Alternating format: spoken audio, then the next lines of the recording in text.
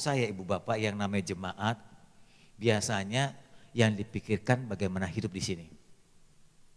Kadang-kadang di hari libur yang panjang itu, seperti nanti Mei nih, 5, 6 libur tuh. Kamis, Jumat, Sabtu kan juga kejepit libur, Minggu juga libur. Nah Anda kemana tuh? Pasti ke puncak. Saya sudah tahu Anda punya villa di sana. Minimal 4 hari Anda pasti ke Singapura yang punya uang. Betul.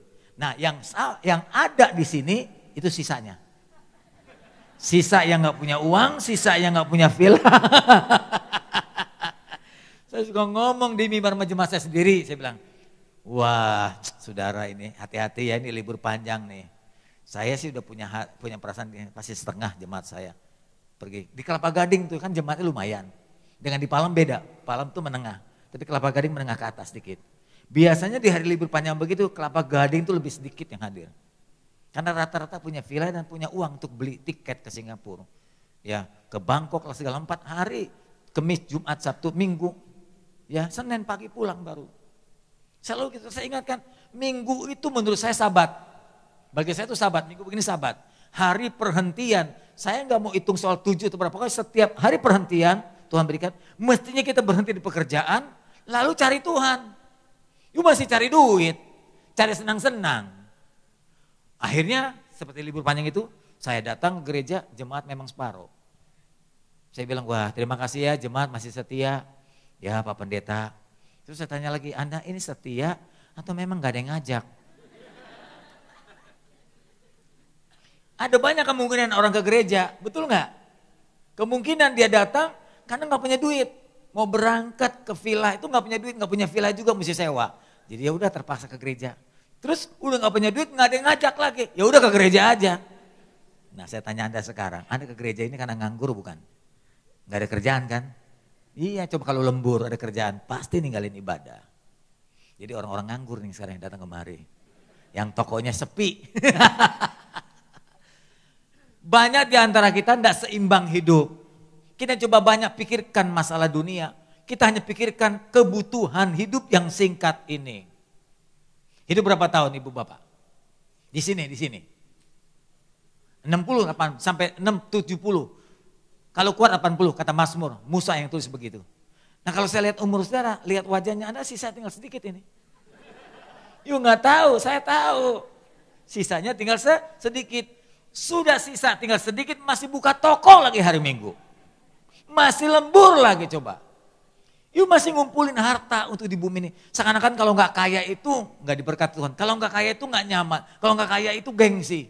Sehingga Anda selalu berusaha untuk memperkaya diri di bumi. Anda lupa membuat keseimbangan. Bahwa setelah hidup ini ada kesinambungan di sana.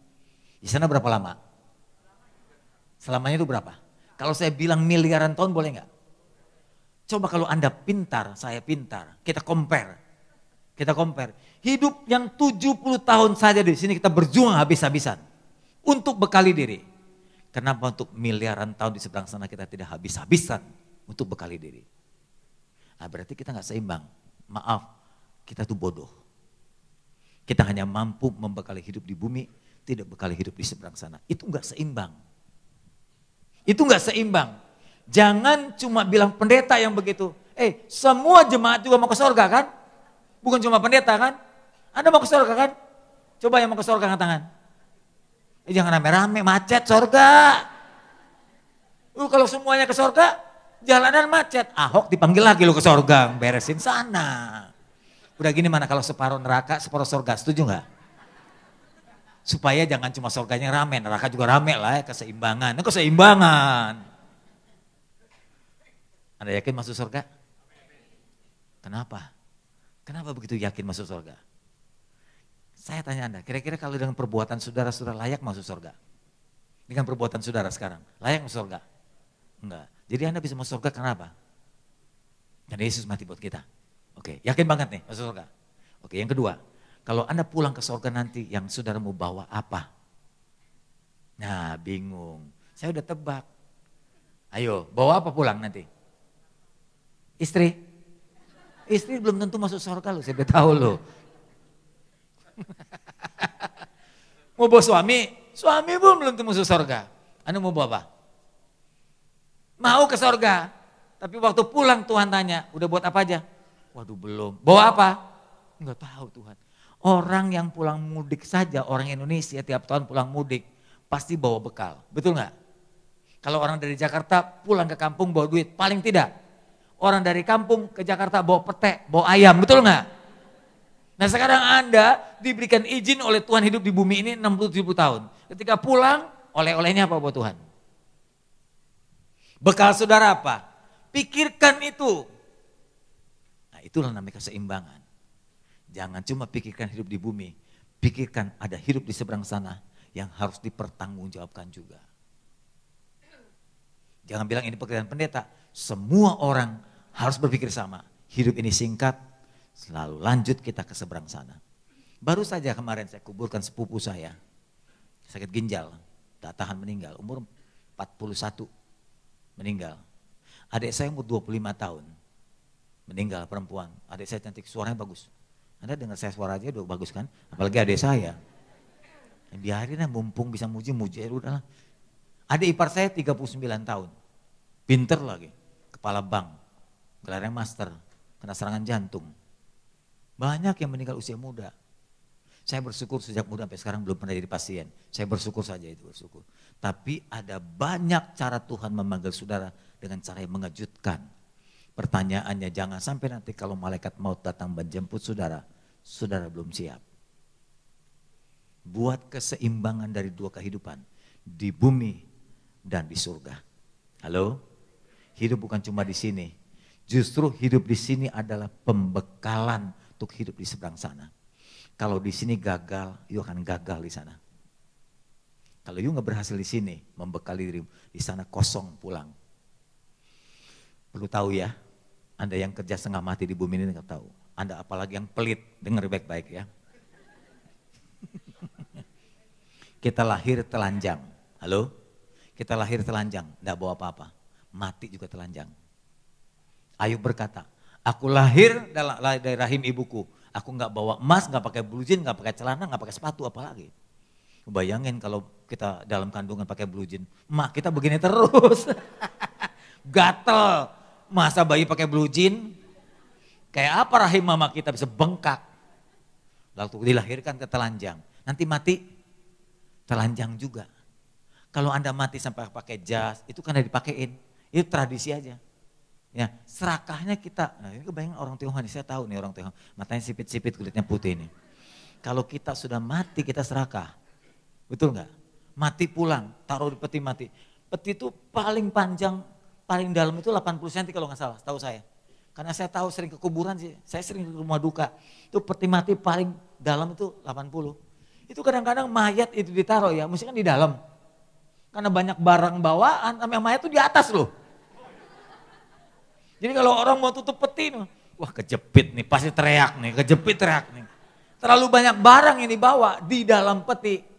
Itu tradisi Tionghoa kan begitu. Apa yang dibawa? Hah? Meja catur dibawa, apalagi lo, sepatu golf dua, patu bot aja dibawa. Saya tanya, patu bot apa? Buat nyari kodok, opah nanti di sorga. Dia pikir di sorga ada sawah. Pancingan dibawa, semua dibawain. Serakahnya orang Tionghoa tuh, gitu tuh. Semua dibawain barang kesukaannya. Jadi saya tahu, di bumi udah pelit, mati mau dibawain semua. Yuk kenapa gak bawa rumahmu sekalian, rukonya ditanam sekalian begitu. Lahir telanjang, pulang telanjang. Datang gak bawa apa-apa, pulang pun gak bawa apa-apa. Tapi di hadapan Tuhan yang mesti bawa sesuatu.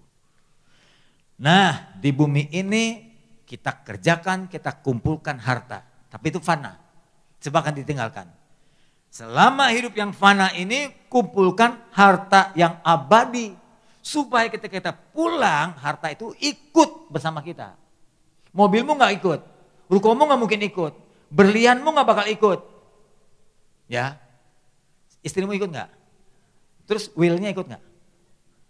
Selingkuhannya ikut gak? Enggak, ditinggal.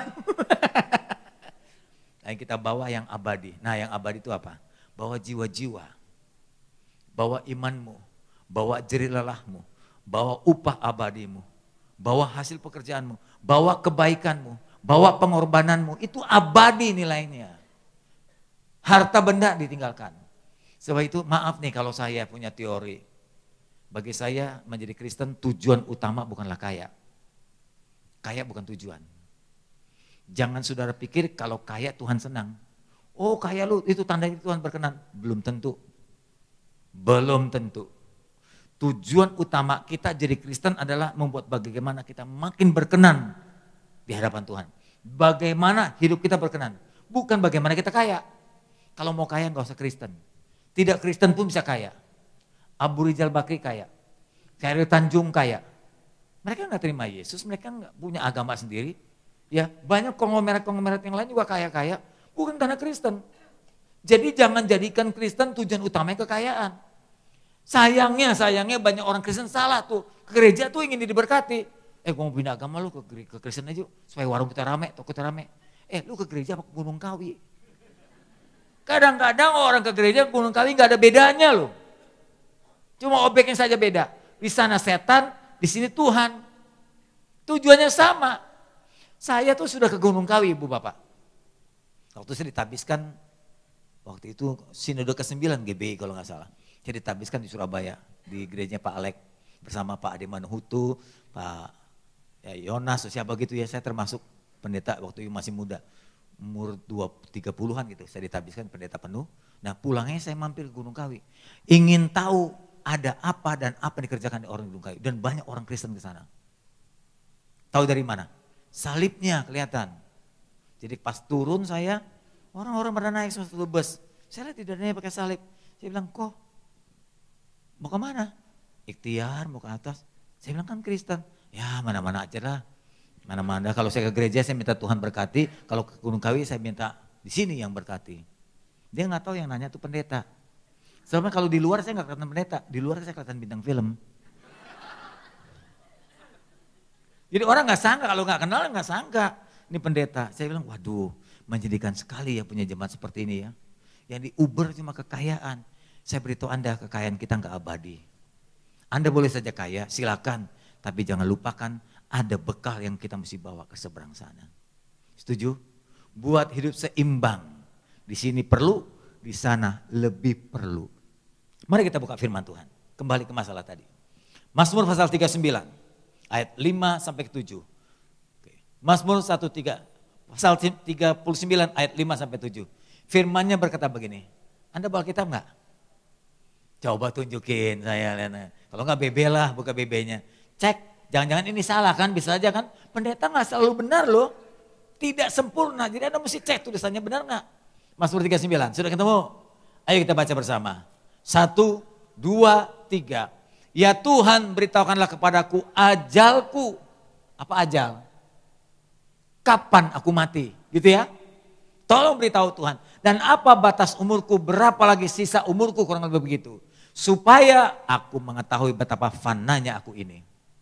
Sungguh hanya beberapa telempap saja, Tuhan kau tentukan umurku. Bagimu Tuhan hidupku seperti sesuatu yang kosong. Setiap manusia memang adalah kesia-siaan. Manusia hanyalah bayangan yang berlalu. Manusia hanya meributkan yang sia-sia dan menimbun hartanya. Tapi tidak tahu siapa yang meraupnya ketika ia meninggal nanti. Siapa yang nulis Mazmur ini? Siapa yang nulis? Kata siapa? Kata siapa? Daud, saudara. Anda belum ketemu aja. Waktu dia nulis ini memang Anda di samping dia, kan nggak tahu. Tahu dari mana kalau itu tulisan Daud? Di mana Anda bisa tahu? Kenapa Daud nggak ada tulisannya? Caranya bagaimana? Kalau di dalam pasal 39 nggak ketemu di atasnya, Anda mundur ke 38. Ada tulisannya tuh. Ada nggak 38? Ada. Siapa yang sudah pernah ke Israel? Terus 1, 2. Waduh, siapa yang belum ke Israel? Wah, susah masuk surga. Susah banget masuk surga. Di Israel ada namanya saudara Qumran. Wilayahnya agak rendah. Jadi Anda pergi dari beberapa kota, Yerusalem tinggi. Yeriko agak rendah. Yang tinggi lagi beberapa kota lembah di mana. Terus kalau Qumran turun. Bahkan lebih rendah dari dasar laut. Dari permukaan laut turun, dia makanya daerah panas. Kalau di musim panas, musim Mei sampai Agustus, itu bisa 46 derajat. Bayangin, hampir setengah air mendidih panasnya. Jadi ada di Qumran. Di Qumran itu ditemukan golongan kitab suci. Nah namanya perkamen, dibuka tuh perkamennya ya. Maka kitabnya ini tulisannya kayak begini. Nggak ada ayatnya, kayak koran. Jadi orang dulu menyalin kitab suci itu tulis saja. Nggak ada pasal, nggak ada ayat terus gitu. Ya. Juga penulisnya nggak ditulis. Kecuali nanti disadur. Setelah dijadikan Alkitab yang Anda baca itu dibuat pasal. Nah dibuat ayat tuh. Lalu di atasnya dikasih komentar oleh editor. Supaya memudahkan saudara siapa penulisnya, untuk siapa ditulis, kapan, oleh situasi apa, dalam keadaan apa. Supaya kita memudahkan untuk menafsir. Itu baik itu editor. Kita berutang budi sama lembaga Alkitab Indonesia juga. Ya, apalagi sekarang diterjemahkan ke bahasa Indonesia. Dulu bahasanya kan bahasa Aram, bahasa Ibrani, bahasa Yunani. Anda nggak ngerti lah pasti. Saya udah pelajari dulu begitu. Saya sampai sekarang nggak ngerti juga. Anda tahu berapa lama saya sekolah? Saya sekolah teologi 13 tahun. 13 tahun sekolah. S1, S2 saya, S1 5 tahun. Dulu belum SKS. S2 3,5 tahun. S3 3,5 tahun. Terus tambah lagi, S2 tambah lagi. Ikut dengan Pak Johan Handoyo. Dengan siapa lagi tuh ya, Yosia. Bareng saya ikut lagi jadi pendengar. Tambah setahun lagi, jadi 13 tahun saya. Belajar Ibrani, Yunani. Sampai sekarang gak ngerti banyak. Males kalau lihat begitu. Bagus terjemahnya aja lebih enak, amin. Nah terjemahnya pun mesti dipikirkan. Mesti tahu siapa yang saya nulis, kapan ditulis sih, ditulis kepada siapa, waktu ditulis kota itu seperti apa, itu mesti tahu tuh. Kalau enggak bisa sesat kita menafsirkan ayat. Nah ini ditulis oleh Daud. Daud dalam keadaan jaya sadar dirinya bahwa dirinya fana. Maka dia tanya sama Tuhan. Ini raja rendah hati ini. Biasanya orang kaya nggak mau mati, betul nggak? Hanya orang miskin yang mau mati. Orang miskin, dia susah banget mati aja lah gitu. Kalau orang kaya jangan mati-mati itu kalau bisa 1000 tahun. Karena kaya dan enak. Daud itu kaya, raja mulia. Tapi dia tanya sama Tuhan, Tuhan kapan aku mati? Tolong beritahu ya Tuhan. Karena kulihat manusia pasti mati. Dan sisa dari hidup sekarang juga terbatas. Aku melihat Tuhan manusia itu hampa dan kosong. Dia bayangan seperti bayangan. Ini di belakang saya nih. Kalau udah kena sinar langsung hilang, habis. Dan manusia yang sementara itu hanya kerjanya ribut. Ujung-ujungnya duit. Nimbun kekayaan. Mati gak tahu siapa yang matinya. Kalau Anda nanti mati, kekayaanmu kau tinggalkan buat siapa? Ya, kira-kira anakmu bisa gak mengelola kekayaanmu? Nah itu dia, main judi ya Cim. Iya, udah kasih saya aja. Jadinya ke saya. Kalau masih hidup saya sih panjang lihatnya. Entar lihat khotbah saya dah, percaya dah. Kita timbun-timbun akhirnya bukan kita juga yang menikmatinya, orang lain. Kalau anakmu bersyukur, kalau orang lainnya menipu, habis loh. Betul gak? Saya beritahu Anda loh, anak punya rezeki sendiri.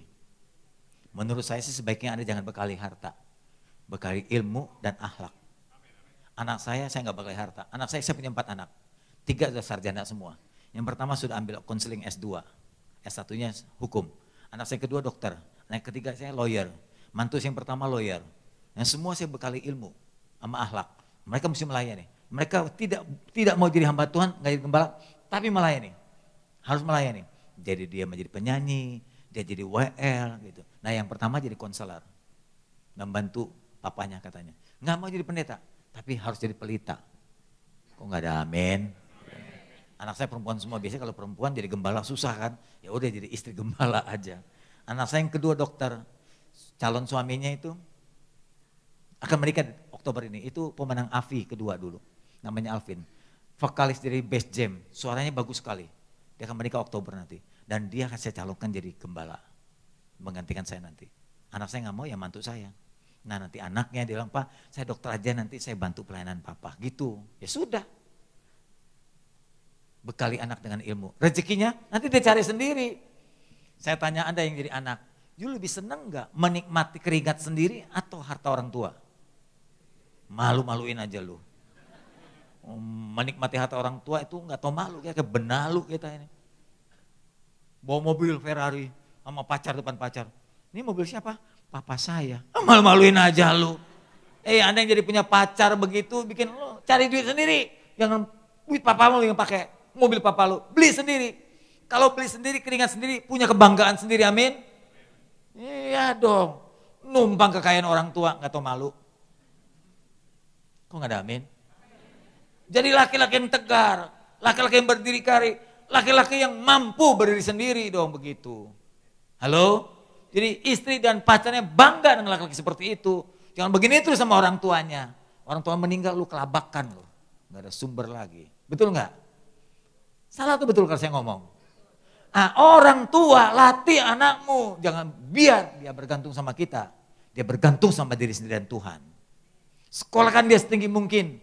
Supaya dia berjuang dan bergantung sama Tuhan. Anak saya perempuan saudara. Saya bilang yuk mesti S2. Makanya kenapa saya sampai S3. Paling tidak saya kasih contoh buat anak saya. Lihat papa yang udah tua aja masih sekolah. Masih yang muda gak mau belajar. Gitu. Jadi anak nanti tidak gampang dibodohi orang. Tidak dibodohi pacarnya. Betul nggak? Malah membantu sang kekasih. Oh, suami jaya, istri pintar kan hebat. Betul. Setuju kan? Iya. Jadi betul kan kata saya? Baik. Nah persoalannya ini sekarang Bapak Ibu. Berhubungan dengan keseimbangan. Daud yang hebat, Daud yang kaya bertanya dengan rendah hati. Tuhan, saya tahu saya hebat, saya diberkati, saya raja Israel, orang nomor 1 Israel Daud. Dan semua bangsa gentar dengan Daud. Karena dia perang gak pernah kalah. Lalu dia bertanya satu hari kepada Tuhan, Tuhan tolong beritahu kepadaku kapan aku meninggal. Jarang ada orang Kristen bertanya dalam doa seperti itu. Daud bertanya sambil berlutut, Tuhan kapan aku mati ya Tuhan. Siapa di antara saudara yang pernah berdoa begini, angkat tangan, coba regu A. Siapa yang pernah berdoa, Tuhan kapan aku mati? Ada gak di sini? Gak ada. Mau hidup terus kan? Siapa yang pernah berdoa begini? Pasti orang putus asa, coba dah. Ada gak di sini yang mau berdoa, Tuhan kapan aku mati ya Tuhan gitu? Ada gak coba angkat tangan? Saya salah satunya. Saya salah satunya. Selesai khotbah, tengah malam mau tidur, saya suka tanya sama diri saya. Tuhan saya sudah 36 tahun loh khotbah. Kapan dia saya berakhir? Kapan selesai tugas saya? Saya bertanya. Saya tidak pesimis. Anda lihat saya. Ini orang yang optimis. Saya suka bercanda dan saya riang. Orang riang begini bukan orang yang putus asa kan? Tapi kalau saya bertanya kapan saya mati, bukan berarti saya sudah bosan dengan hidup. Bukan. Supaya saya jadi makin bijaksana mengisi hidup. Supaya saya tahu berapa lagi sisa umur saya. Kalau Tuhan beritahu kapan berarti saya bisa hitung sisanya. Kalau tetap hitung sisanya saya akan buat program. Kalau masih lama saya pelan-pelan programnya. Kalau tinggal sedikit saya kebut. Supaya sampai pada sasaran. Bukan begitu? Oke. Kalau saudara bertanya juga dengan Tuhan. Kapan ya kira-kira aku mati? Oke. Tuhan kasih 2 jawaban buat saudara. 1 diberitahu tanggalnya, bulannya, tahunnya. Kalau perlu caranya mati. Yang kedua tidak mau diberitahu. Mati mendadak aja.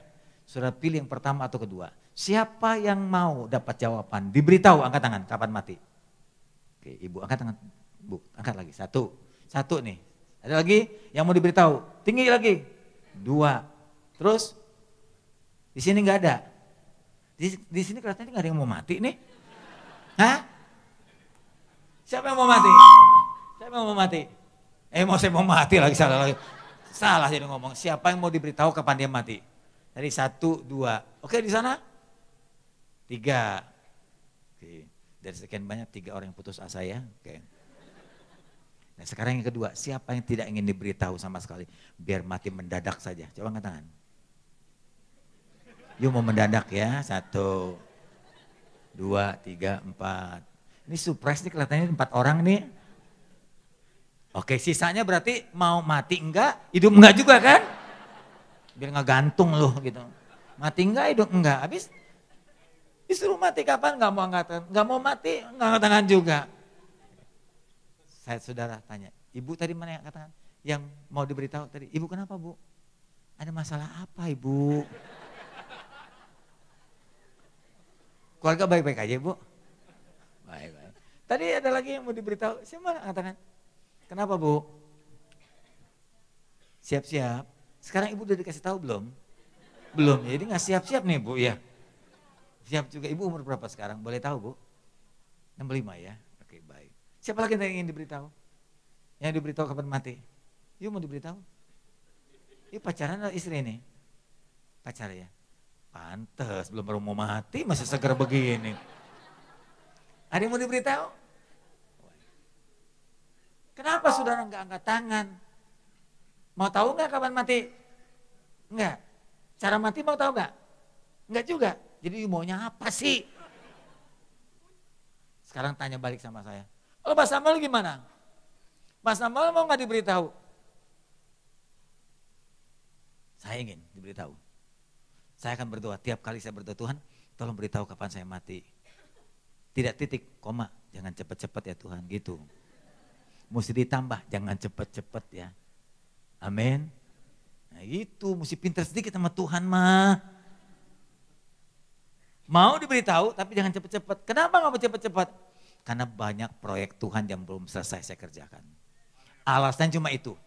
Alasan itu. Hidup di sini dengan di sana mana lebih indah? Di sini atau di sana? So tahu lagi lu pernah ke sana aja, main sana aja lagi. Oke, di sini atau di sana lebih indah mana? Kalau Anda suruh pilih mau hidup di sini atau mau hidup di sana? Sana. Siapa yang rindu surga? Siapa yang mau pulang duluan? Lalu lucu kan? Baik, saya tanya lagi. Kalau saya ditanya, kenapa Pak Samuel nggak buru-buru? Nah proyeknya banyak. Nah saya punya target di gereja 2 tahun sekali saya mesti buka cabang baru.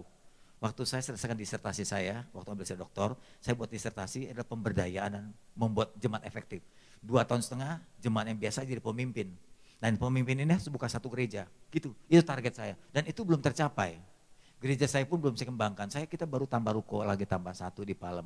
Kita ingin supaya 8 ruko itu jadi milik kita. Lalu kita bangun ke atas, belum selesai. Belum ada dananya. Kelapa Gading, kita mau masuk ruko ke-5, baru ruko ke-3 nggak sanggup beli lagi. Karena dulu 1,2 miliar, sekarang 1 ruko 5 miliar, 4-5 kali lipat. Nyesel saya dulu nggak beli sekaligus, nggak punya duit.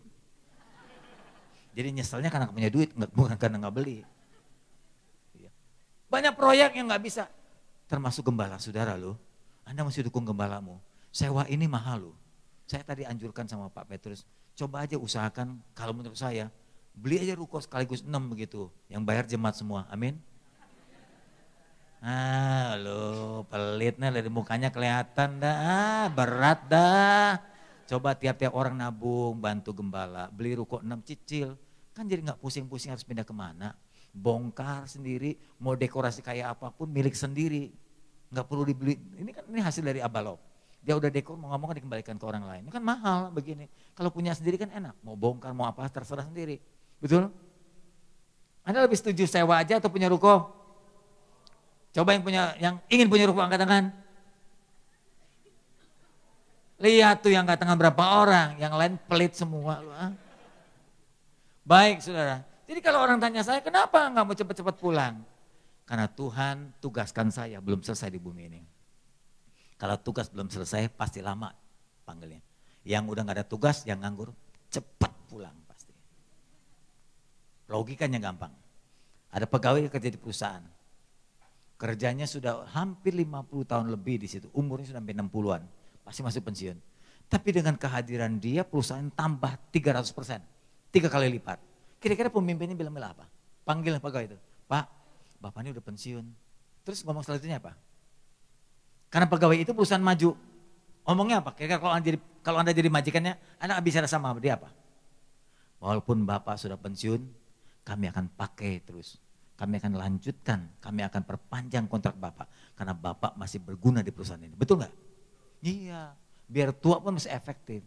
Tapi coba lihat, kalau yang pegawai muda nganggur, pagi-pagi datang udah tiduran di meja kantor. Siang dikit tidur lagi, sore tidur.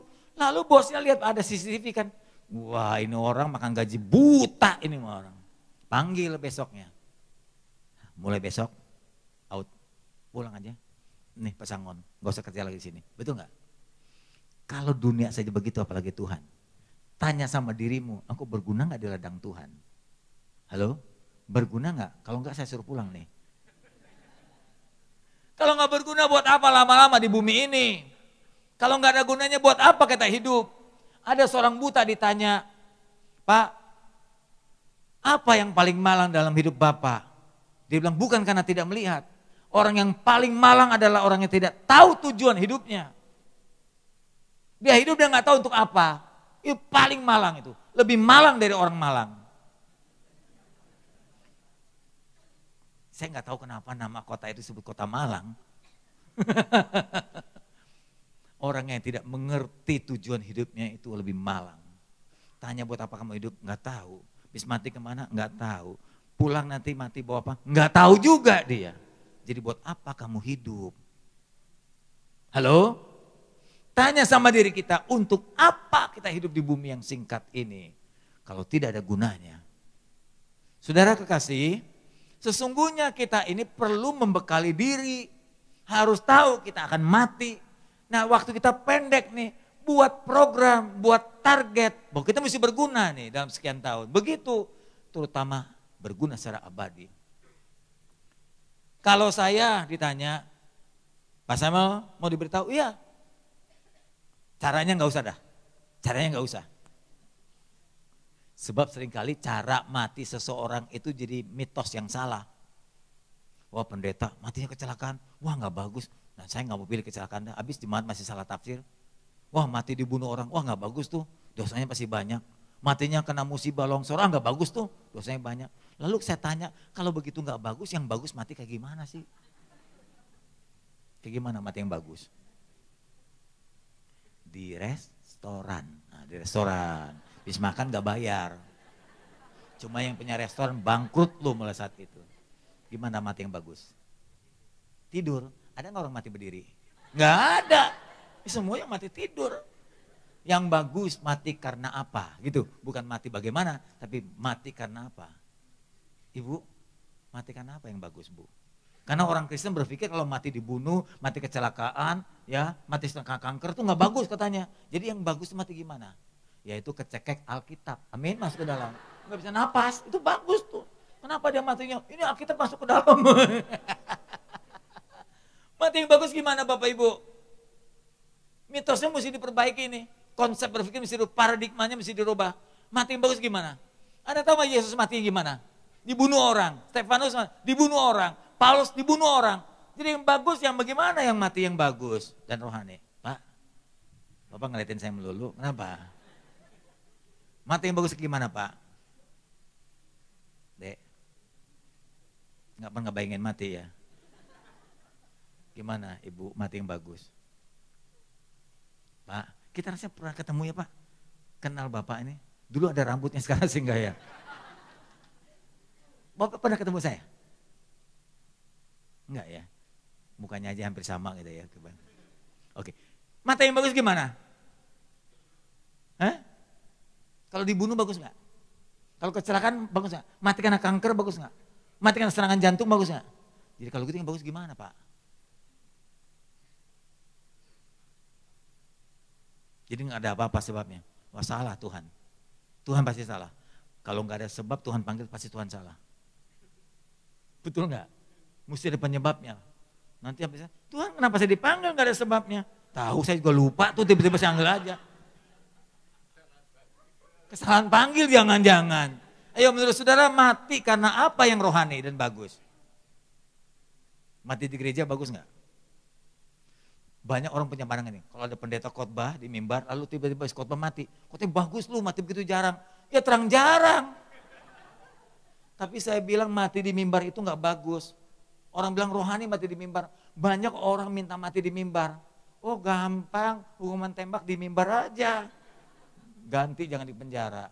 Mati di mimbar itu nggak bagus. Menurut saya kalau sampai ada hamba Tuhan mati di mimbar, menurut saya Tuhan nggak bisa jaga dia. Kalau lagi tunaikan tugas bagus dibiarkan mati sama Tuhan, nggak bagus berarti Tuhannya. Ada yang salah. Saya punya teman dulu mati di mimbar. Teman saya dulu ini sama-sama ke wihara. Terus saya jadi pendeta, dia juga akhirnya jadi pendeta. Kita melayani sama-sama di GB. Nggak tahu gimana belakangan dia meninggal. Saya dengar cerita, oh 3 bulan lalu dia kena serangan jantung. Ini badannya besar gemuk. Ya. Kena serangan jantung, terus kemudian setelah 1 bulan suruh khotbah. Udah sehat suruh khotbah. Khotbah kedua baru 10 menit khotbah kedua langsung tumbang. Saya datang ke rumah dukanya. Semua orang mengelulukan dia. Wah, gembala saya meninggal bagus di mimbar. Saya komentar, maaf ya, saya beda pandangan Anda. Kalau sampai gembalamu meninggal, you mesti tahu kenapa sampai dia meninggal. Kenapa, tahu gak ibu bapak? Baru sebulan istirahat karena serangan jantung suruh khotbah, itu pasti mati siapapun juga. Khotbah di mimbar begini, kelihatan santai ya. Ini keluar energi banyak loh ibu bapak. Kalau boleh dibanding, di compare, saya pikul 1 karung beras dengan suruh khotbah 2 kali, lebih berat yang 2 kali. Ini energi saya keluar semua.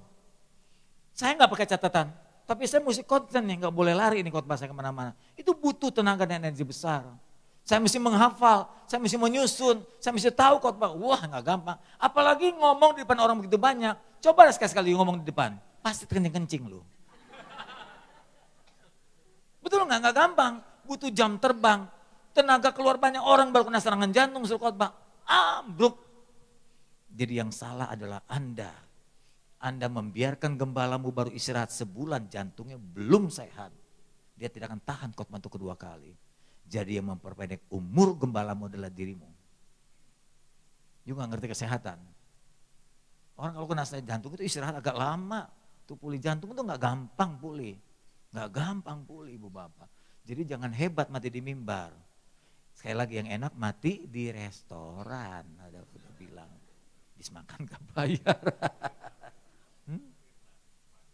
Nah mati di kafe. Mau begitu? Pakai sianida.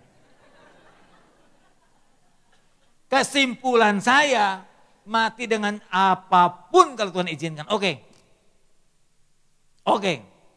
Satu kali saya suka misi dulu. Saya dengan satu teman, Bu Tres namanya, saya pernah, Pak Kris. Kita pernah bareng ke Kalimantan atau NTT dulu waktu musibah gempa. Bawa 2 truk makanan ke sana. Dari Medan langsung nyebrang pakai kapal. Habis di sana dia ngajak saya lagi. Saya mau ngajak kemana lagi Pak? Kalimantan. Dulu saya dengar kamu dipukulin orang hampir mati. Saya dengar cerita dia itu yang ke 125. Dia dipukuli, diculik habis KKR begini.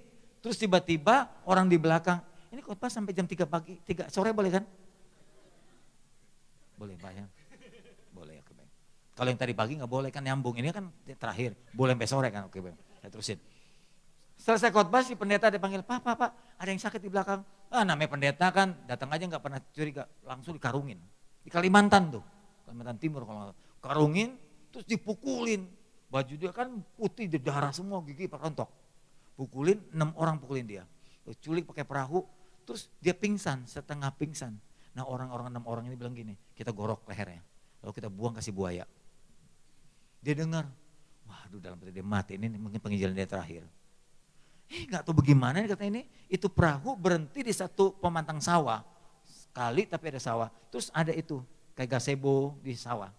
Berhenti, terus dia bangun, disadar dari pingsannya, karung dia buka, badannya penuh dengan darah. Nah orang-orang di gazebo itu sedang main judi, tanya, Pak kenapa? Gitu.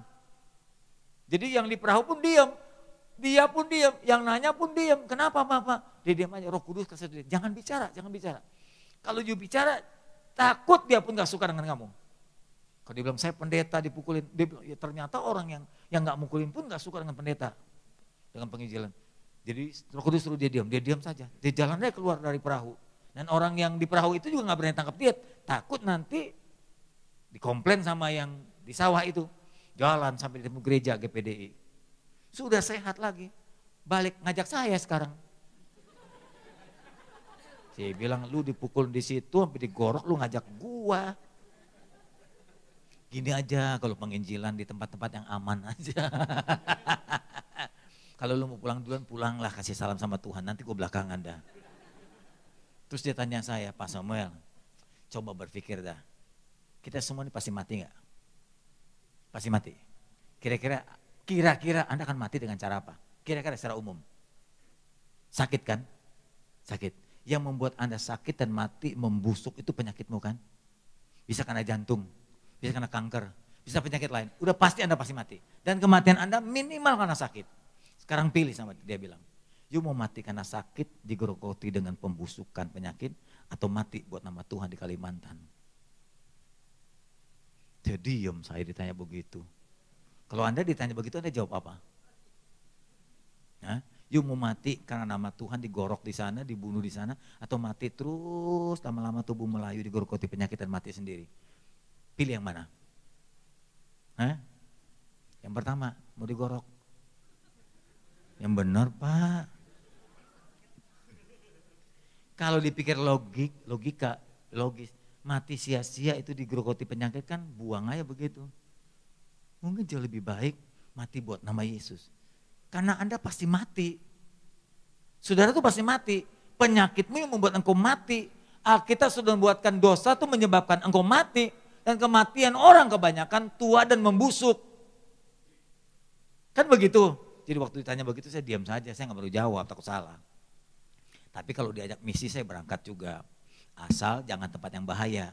Karena proyeknya masih banyak. Gitu kan saya alasannya begitu. Saya tidak mau lebih dulu karena banyak pekerjaan yang belum saya selesaikan. Kalau Anda kan gak ada kerjaan, silakan aja berkorban. Cara mati yang baik apa saja terserah Tuhan. Semua cara mati bagus. Mati ketiban puing bagus, mati ketiban tembok bagus. Ada anak Tuhan lu yang kemarin mati di Villa Puncak, menjaga anaknya. Roboh kan karena longsor, dia tahan tembok itu dia mati. Itu jemaatnya Nafiri kalau gak salah. GB Nafiri, saya kenal itu. Mati dengan dibunuh orang, mati kecelakaan, mati karena sakit, oke saja. Yang penting bukan cara mati. Dengar baik-baik, mitosnya mesti dirubah, paradigma dirubah. Bukan cara mati yang penting, tapi yang paling penting kalau sudah mati Anda pergi kemana, itu jauh lebih penting. Anda kalau mati kemana? Di antara sorga dan neraka ya. Ya. Karena minggu ke gereja, Senin tupok, gitu jadi kakinya. Orang yang ngambang begitu. Oh saya kalau minggu ke gereja, tapi Senin, Selasa, udah judi. Sekarang Anda gak tempat main nih karena kali jodoh udah dibongkar. Ada orang minggu ke gereja, Senin, Selasa ke kali jodoh. Jadi begini, sebab antara surga dan neraka itu jauh. Bayangin lebarnya kakimu dan panjangnya kakimu. Yang penting masuk surga, itu lebih penting. Nah saya memberitahu Anda. Supaya membuktikan Anda masuk surga atau tidak nanti saat engkau nafas terakhir. Ingat ya, saya punya pengalaman sendiri. Saya sudah tunggui orang mau meninggal belasan kali. Tiap kali ada orang meninggal, saya punya pengalaman, ada malaikat yang menjemput. Alkitab tulis dalam Lukas 16 kalau nggak salah. Orang kaya itu mati dan orang miskin itu bau. Terus kemudian dibawa malaikat Tuhan. Satu ke Firdaus, duduk di pangkuan Abraham, satu ke alam maut. Alkitab bilang gitu ya, dan saya saksikan itu. Salah satu jemaat saya, sakit ginjal itu kan ada rusak, akhirnya malaikat datang. Dan jemaat saya itu duduknya di belakang.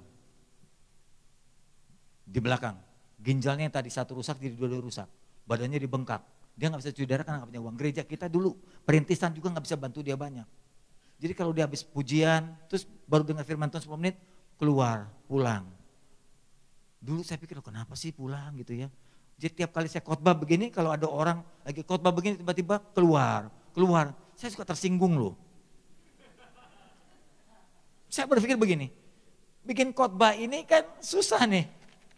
Anda kelihatannya saya gampang ya nyampaikan. Kan udah pengalaman 36 tahun, lepas ini gue bisa. Tapi kalau bikin begini satu sebulan, orang nungkan, makanya khotbah itu mahal. Khotbah itu mahal. Udah bikin khotbah susah-susah, datang kemari, macet lagi, buru-buru, pakai jas, udah macam-macam lah kita. Kadang-kadang tidur kita bangunnya. Sampai di sini kita ditinggalin lagi khotbah. Jengkel enggak? Tapi sejak si paman tadi saya tahu, saya khotbah, dia pulang, khotbah pulang. Saya besuk rumahnya, saya bilang, Su, panggil Su itu artinya bahasa Hakkanya paman, tahu ya? Kalau bahasa Sunda malah jelek. Su itu kan anjing, lain. Su, saya bilang, kenapa kok kalau habis kebaktian pulang, ini Pak Pendeta, justru saya malu, sekarang saya nggak ke gereja, karena tiap kali saya duduk saya nggak tahan pinggang, saya sakit sekali. Orang kalau sakit ginjal tuh yang nggak tahan lebih dari 1 jam duduk. 1 jam setengah, dia bilang nggak tahan, saya pulang aja gitu. Oh sejak itu saya baru tahu, orang yang pulang begitu karena sakit ginjal. Sekarang saya nggak sakit hati lagi. Kalau saya lihat gini ada orang pulang, oh sakit ginjal tuh yang pulang. Nggak usah tersinggung. Oh sakit ginjal, biarin aja udah. Kita tinggal doain aja, betul nggak? Nah bapak ini, si Asu ini, waktu saya mau pulang, dia pegang tangan saya, Pak Pendeta, boleh saya cerita? Cerita apa? Saya bilang, Su, ini tadi katanya, Waktu saya lihat setelah peristiwa itu, saya lihat jam ding-ding. Itu jam 2, berarti sebelum jam 2 orang itu datang. Orang itu tiba-tiba masuk dalam rumah saya. Pintu masih digembok, gemboknya masih ada ketika dia pulang, saya lihat masih tergembok. Masuk dari mana? Nggak tahu dia bilang. Terus dia masuk ke kamar saya. Waktu dia masuk ke kamar saya, cahaya sekali. Bukan cuma mukanya, badannya bercahaya. Makanya waktu saya tanya, Asu lihat mukanya enggak? Jangankan lihat muka, lihat badannya aja enggak tahan saya. Waktu saya lihat badannya bercahaya, saya terkencing-kencing karena enggak tahan takutnya. Karena kemuliaan itu. Nah, kalau gitu bukan setan. Setan tidak menampilkan kemuliaan. Dan orang kalau melihat malaikat Tuhan pasti rebah atau gemetar. Dia gemetar kencing, terus dia dengar suara. Dia enggak berani tatap muka lagi. Dia bilang gini, dia dengar suara. 2 orang itu berkata, "Hei anakku, waktumu sudah tiba. Bapak telah menunggu kamu, mari kita pulang." Wah, saya dengar begitu, hilang satu lagi. Dapat 1 jemaatnya susah setengah mati di Mangga 2, susah banget dulu, tahun 80 tuh, 84 kalau nggak salah. Pulang 1. Ya sudah Tuhan panggil. Peristiwa bisa begitu, Tuhan panggil, Tuhan panggil. Ya, kalau dia udah panggil, ya dengan cara macam-macam, dia dengan penyakit ginjal, ya sudah pulang. Pulang 4 hari kemudian meninggal.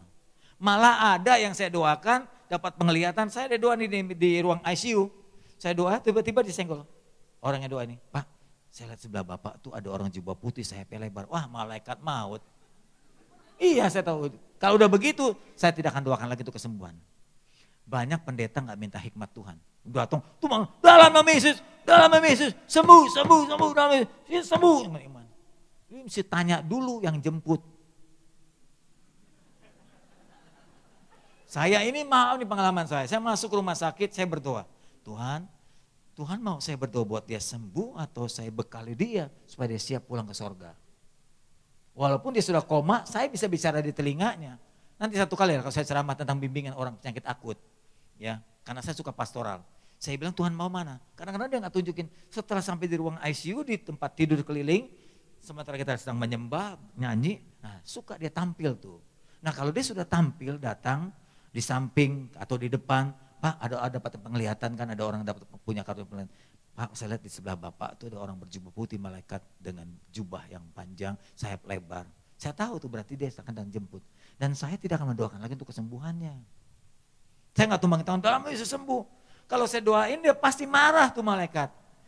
Dia bilang gini, Samuel kita kan sama-sama hamba Tuhan, kita nggak kompak ya gitu. Gua datang jemput dia, lu suruh sembuh. Gimana nanti kita? Mestinya gua datang, lu siapin gitu dong. Kita hamba dari bumi, dia hamba dari sorga. Kerjasama dong, betul nggak? Jadi saya butuh penglihatan. Kadang-kadang butuh konfirmasi. Tuhan beri saya tanda. Tuhan mau apa dengan pasien ini? Dan belasan kali Tuhan mau dia meninggal. Tuhan mau dia meninggal. Saya tumbangin tangan. Saya berikan bacain Mazmur, saya bikin pelepasan pengampunan, saya suruh dia mengampuni sesama, saya suruh dia mengampuni diri sendiri, saya bacakan ayat-ayat Mazmur, saya suruh sendengkan lagu-lagu rohani, supaya iman diri kuat, supaya dia ada persiapan. Begitu dia mati enteng. Anda paling enak kalau mati di sampingmu ada gembala. You rugi kalau jauh dari gembala. Makanya jadi orang jangan pelit-pelit. Ya.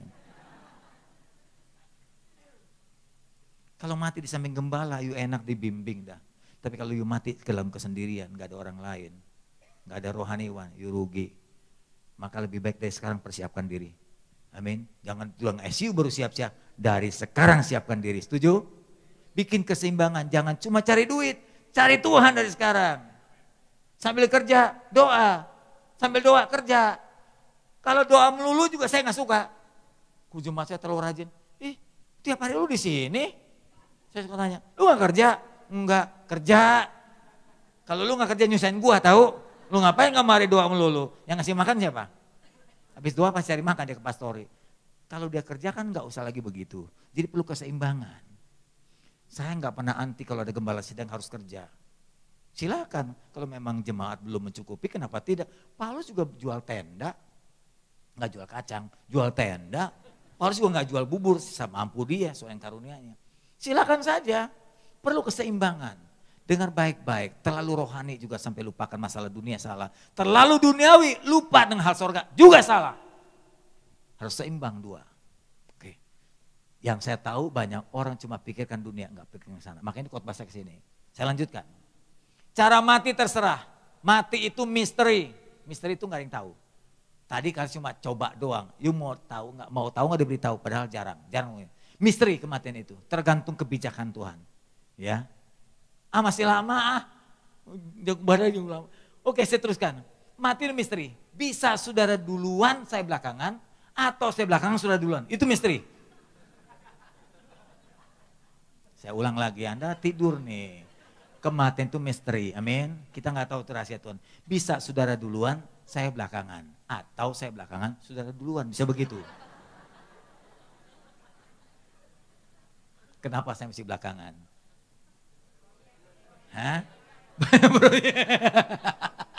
Udah mulai hafal. Bagus itu jemaat yang pintar begitu.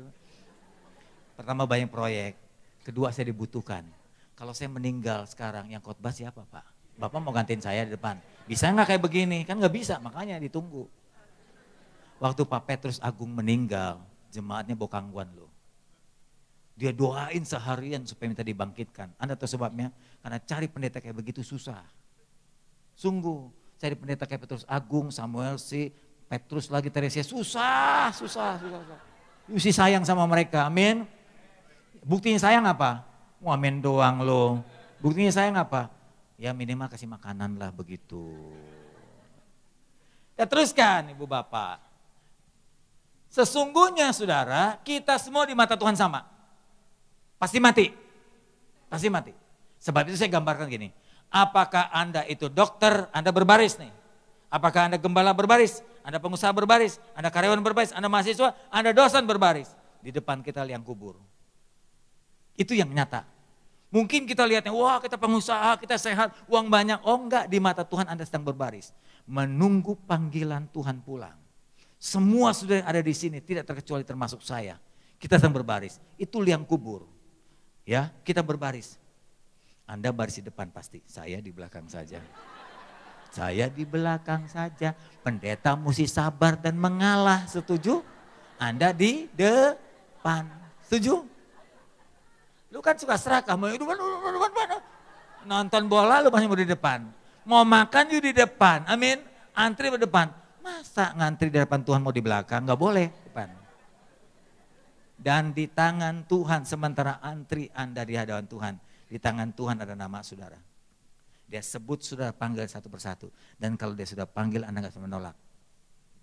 Coba ditahu Anda lu. Kapan dia panggil gak tahu. Tapi dia pasti panggil Anda. Dia belum panggil saya, dia pasti panggil Anda.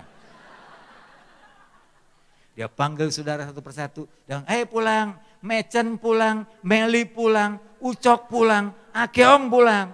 Lalu gak bilang, Tuhan tunggu ya, tidak bisa tunggu-tunggu lagi, udah gue kasih 40 tahun lu tunggu apa lagi. Pulang, gak bisa nolak. Kita kebelet mau kencing aja gak bisa lu. Kalau pulang sudah. Dan dia kalau panggil, untungnya tidak menurut abjad. Kalau abjad, kan absen selalu abjad. Di sekolah abjad. Gitu. Akyong, kena duluan tuh kena A. Acen duluan. Abdul duluan, Ahmad duluan. Apalagi Alyong duluan. Baru B, Beni, Benyamin, Cencen tuh kena tuh. Dodi itu kena tuh. Saya kenapa namanya jadi Samuel? Karena saya tahu saya tidak menurut absen. Dulu nama saya A, sungguh. Orang Tionghoa itu A. Nama pendek saya Ahwah, panjang Ahwah Cele. Dulu Ahwah. Dia gak percaya juga. Kurang iman dosa lu. Tadinya A, saya di sini. Karena saya tahu, saya takut Tuhan panggil abjad. Langsung setelah baptis, berubah langsung S. Mari saya. Jadi Samuel. Tadinya udah duluan tuh saya. Mundur jadi kemari. Hati-hati. Saya punya anak 4. Saya tahu dulu waktu saya sekolah di SD, guru saya kalau pegang absen, dia nggak mau pilih-pilih, bosan dia ulang dari atas saja.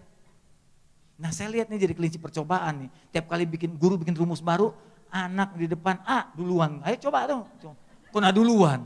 Wah saya pikir kalau saya punya anak nanti nggak mau abjad A. Gracie kan anak saya, Grace di tengah. Yang kedua Patricia, agak belakang. Yang 3 Laurencia, L. Yang keempat Shannon. Belakang. Jadi nggak pernah kena percobaan guru. Yang A, B duluan, ayo rumusan baru. Kelabakan kan orang baru belajar rumus kan susah. Mau A, B, Kena duluan dia. Anak saya bilang, oh gitu, oh dia tunggu dulu. Nah, kadang-kadang nggak kena kan pulang. Jadi abjad belakangan terselamatkan. Saya pun begitu kasih ganti nama dari A jadi S. Yuk kalau mau paling panjang Jet belakang, Zebra belakangan tuh, matinya meninggal belakangan tuh. Jakaria belakangan tuh. Tapi pada kenyataannya Tuhan panggil acak. Bisa saudara duluan, saya belakangan. Atau saya belakangan, saudara duluan. Itu acaknya Tuhan. Nggak pernah berubah Tuhan itu dari sekarang sampai selamanya.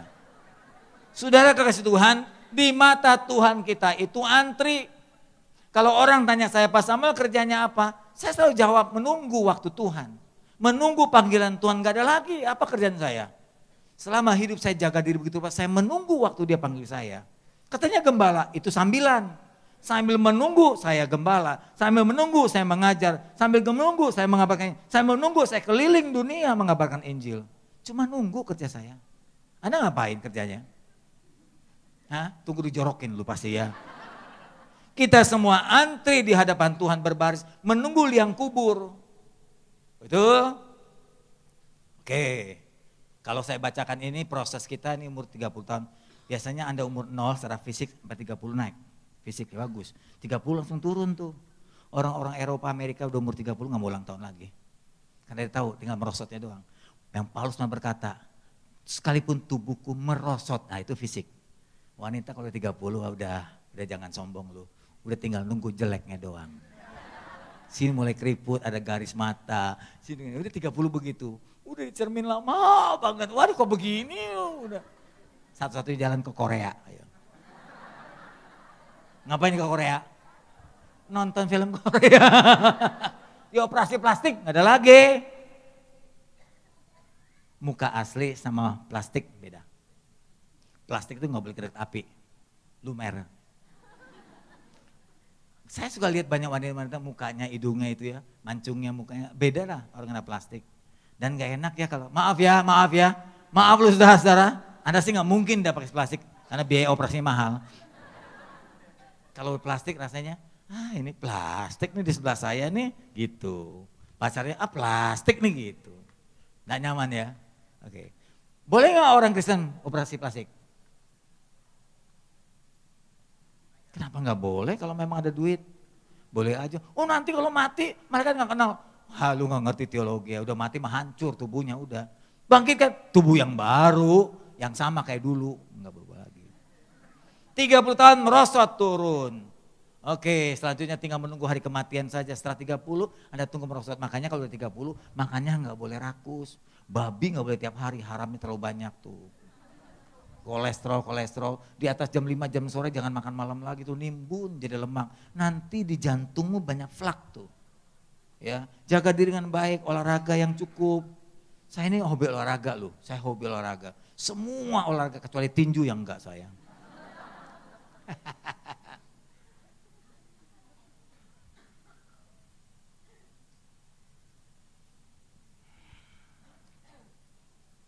Terakhir, waktu saya pergi ke kuburan, ini kan hubungan dengan kematian. Sebab banyak orang nggak mikirin ke sana, saya ajak Anda mikir ke sini. Tiap kali saya kuburkan jemaat, saya suka habis kubur, terus saya lihat di samping batu nisan. Saya lihat, pendek banget nih umur 17. Tahu dari mana? Karena dia ngomong, Pak saya umur 17 loh Pak, gitu. Dari mana kita tahu dia umur 17? Oke, nisannya, tanggal lahir, tanggal wafat. Sini lagi nih, 28, muda banget. Sini 37, enggak ada yang 50 di bawah gitu, banyak meninggal muda. Terus saya lihat karena ada fotonya, lalu saya mulai membaca. Di atasnya apa batu nisan? Batu nisan apa di atasnya? Ini kalau lihat speaker ini kayak batu nisan ya. Ini gereja bagus banget ngingetin kita, Butres. Kayak batu nisan ini. Di atas apa? Rib. Tahu rib? Daging iga. Rib di atas. Rib itu rest in peace. Istirahat dalam kedamaian. Anda tuh istirahat dalam kedamaian. Kalau orang lain meninggal, ditanya, mati kemana? Ya mudah-mudahan diterima di sisi Tuhan. Kan gitu. Kalau Anda mati, mudah-mudahan enggak? Jadi apa kalimat Anda? pasti duduk di pangkuan Abraham. Amin. Tanda-tanda senang, amin. Abraham tuh gaya, kaya dan ganteng loh. Dibanding suamimu pasti gantengan Abraham. Duduk di pangkuannya. Centil loh mau ke sana. Mau ke surga. Genit. Duduk pangkuan Abraham seperti bapak, kita seperti anaknya gitu ya. Jangan ampun. Duduk di batu nisan, lihat batu nisan. Rest in peace. Jadi orang dalam Tuhan kalau mati udah aman. Tenanglah, istirahat. Karena semua sudah dijamin, tinggal istirahat. Wahyu mengatakan orang yang mati dalam Tuhan beristirahat dari jerelahnya sejak sekarang ini. Kan gitu kata Wahyu. Makanya rest in peace. Kalau mereka enggak bingung dia. Masih mudah-mudahan bingung. Kadang-kadang untuk pergi ke surga aja mesti jalan rambut dibelah 7. Kan gitu. Betul? Bayangin mau ngebelah rambut aja susah. Kecuali Anda rambutnya kurang minyak. Atau enggak pernah dikrembat, pasti gampang belah sendiri. Tapi kalau belah sampai 7 setengah mati. Udah belah 7 suruh kita jalan di atas ya. Mungkin saya bisa karena masih ringan. Anda ini berat semua putus tuh pasti benang. Itu menggambarkan betapa susahnya masuk surga. Amin. Tapi orang yang rest in peace jaminannya surga terlebih buat kita. Di bawahnya setelah batu nisan rest in peace apalagi? Nama apalagi? Tanggal lahir apalagi? Hobi apalagi? Cita-cita apalagi lo? Lu gak bisa bedain batu nisan sama buku diari lu ya. Batu nisan nama, tanggal lahir. Sudah. Kadang-kadang nama-nama keturunan. Anak, cucu gitu ya. Tapi orang Kristen sudah berubah. Biasanya pakai ayat Alkitab. Apa ayatnya? Kira-kira kalau Anda mati nanti ayatnya apa? Pikirin dari sekarang. Oh pasti mati kok. Saya pernah dibikin susah oleh orang mati. Saya tidur jam 2 pagi di telepon. Saya bilang ada apa ya Pak Pendeta? Ini ada yang meninggal. Nanya saya di batu nisan ayatnya apa? Aduh minta ampun gue lagi. Mimpi enak-enak dapat duit lu bangunin gara-gara cuma batu nisan aja. Kenapa? Ayatnya gak tahu. Lain kali sebelum mati cari ayatnya dulu. Ini sekarang Anda udah kenal saya. Nanti minta nomor telepon lagi. Lu mau meninggal nanya ayat sama gua, lagi tidur enak lu bangunin. Dari sekarang harus sudah ayatnya, amin. Kira-kira kau meninggal, pekerja-pekerja lu mau pakai ayat apa?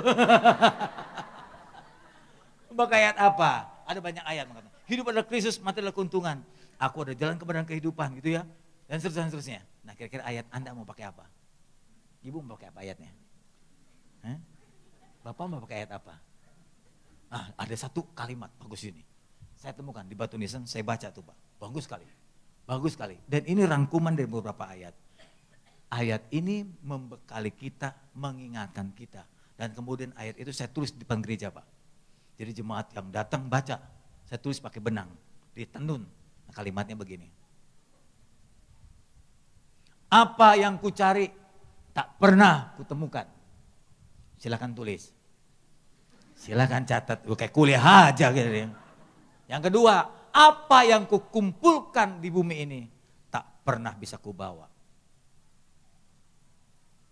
Mau cari kaya percuma, akhirnya ditinggalkan juga. Kumpul-kumpulin, mati ditinggal juga, itu kurang lebih. Yang ketiga, apa yang kuberikan bagi Tuhan. Nah selama hidup aku layani Tuhan, aku berdoa, aku bekerja, aku menginjil, aku mengimani, aku mengembangkan diri, aku bertumbuh. Dan semua yang kuberikan bagi Tuhan itu yang kubawa pulang. Bagus sekali batu nisan ini. Gak ada ayatnya langsung, tapi rangkuman dari beberapa ayat dibaca, lalu disimpulkan di batu nisan ini. Saya baca, saya lihat, lalu saya bawa pulang.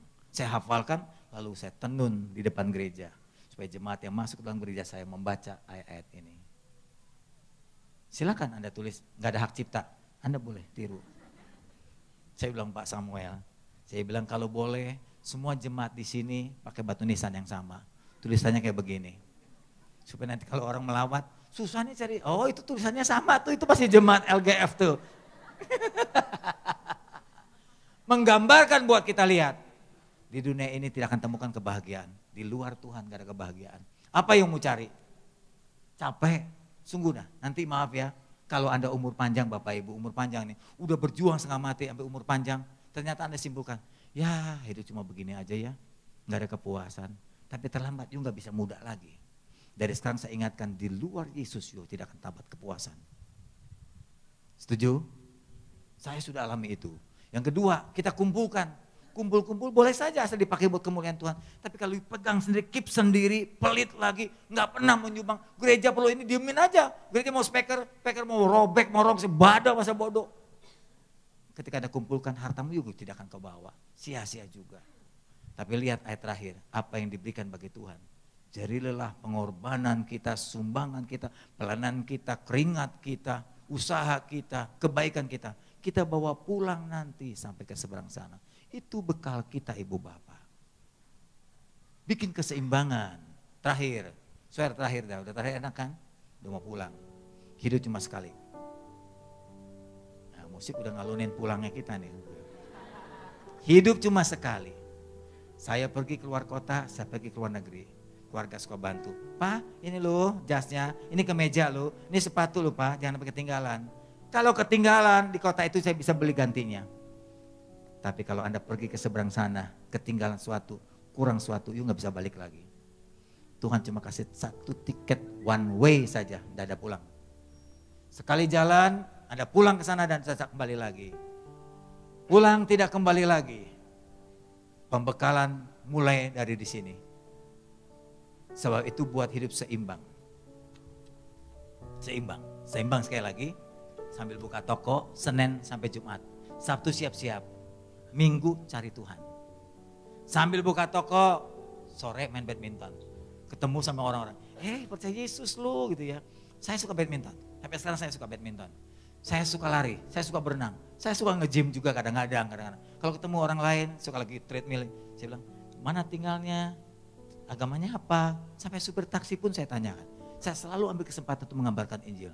Mungkin bagi saya itu kesempatan terakhir buat dia untuk mendengarkan Injil. Selalu ambil begitu. Cari keseimbangan. Saya juga pendeta, anak saya suruh saya pengusaha semua. Ada yang mau bikin BPR, ada yang jadi dokter, terserah mau buka law firm sendiri silakan. Tapi ingat, layani Tuhan juga. Bikin keseimbangan. Mobil Anda rodanya berapa? 4. Kiri dan kanan, jangan depan semua. Bukan mobil namanya itu. Kiri 2, kanan 2, seimbang. Gerobak juga kiri kanan. Supaya apa? Dapat disetir sampai tujuan. Naik perahu, pertama kali saya naik perahu, saya dayung sekuat tenaga kanan. Saya pikir perahunya akan jalan, muter tuh perahu. Kalau dalam hidup kita ini gak seimbang, kita muter lupa. Pusing dan stres sendiri. Cari duit terus stres dah, gak pernah cari Tuhan. Karena di dalam Tuhan ada jalan keluar ketenangan. Sambil dayung kanan, muter perahu saya begini. Saya bilang, perahu Pak, kok muter? Lah si engkau salah dayung. Dayung yang benar gimana perahu? Kiri sekali, kanan sekali. Kiri sekali, kanan sekali. Agak kanan, dorong ke sini, dia bisa belok. Agak kiri, dorong sini, belok. Kiri kanan buat perahu sampai tujuan. Oh saya mau ke sana, dorong kiri kanan. Anda juga punya tujuan hidup. Kiri dan kanan. Senin sampai Jumat cari duit. Sabtu Minggu cari Tuhan. Amin. Sampai cari pacar. Sampai cari kesenangan. Sambil pergi ke mall, silakan. Asal bikin keseimbangan. Saya udah bilang Pak Sam tadi, saya ini pendeta modern. Usianya belum terlalu tua. Jadi biasanya orang lebih muda itu lebih modern. Dan saya gak bilang rohani terus, doa terus 24 jam. Sakit jiwa lu. Mana ada orang bisa hidup dengan doa terus. Harus kerja. Tapi orang kerja terus tidak akan bahagia kalau gak cari Tuhan. Bikin keseimbangan hidup. Amin. Inilah yang ku punya.